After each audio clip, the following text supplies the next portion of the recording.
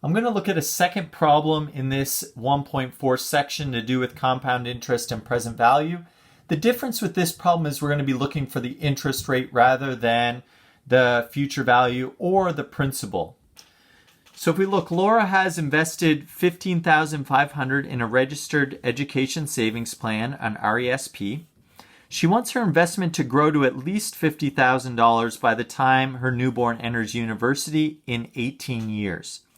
What interest rate, compounded annually, will result in a future value of $50,000? And we're going to round our answer to 2 decimal places. So again, I would recommend using the TI-84 graphing calculator for this. If you don't have access to one, I have posted on our Google Classroom a website where you can access the TVM solver. So I'm going to remind you this is in the Apps section under Finance and TVM Solver. And what we're going to input is this information, and I'll also write it down here afterwards. So the number of compounding periods, which is n, is the interest is compounded annually for 18 years. So this will be a total of 1 per year times 18, which is 18 compounding periods total. The interest rate we do not know right at the moment. The present value is $15,500 and we enter that as a negative. The payment is 0. The future value is hopefully $50,000. And the payments per year are 1 and the compounding periods per year is also 1. So what we'll do is we'll go back and highlight interest and hit alpha enter.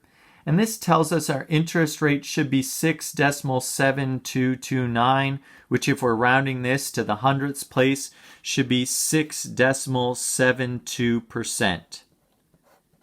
And what we'll do, I'll put a box around this to identify that this is the solution. And I'm going to copy the rest of this information down on this page to show my work for using this TVM solver. Now for the second question, what we'll do, I'll continue to use this. This time there's a slight difference in that we are actually looking for how long it's going to take for this investment.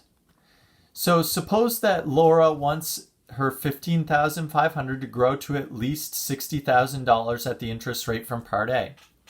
So the interest rate in Part A is already in the calculator. It's 6.7229165. We'll leave that alone. And I'll just write the 2 decimal places.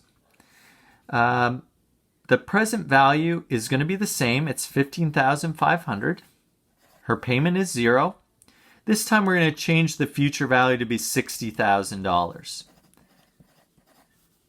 And her payments per year are still 1, and compounding periods per year is still 1. So if I go and highlight this time the n, because this is what we're looking for this time, and hit alpha and enter, we get 20.8021. Now probably we should round this to 21. Now since the interest in this one is compounded annually, her investment is going to take about 21 years to grow to $60,000. If the interest was compounded at a different period, what we would do is we would take our n and we would divide it by the number of compounding periods. So what we would do is take n and divide it by number of compounding periods per year. Sorry, not total, but compounding periods per year.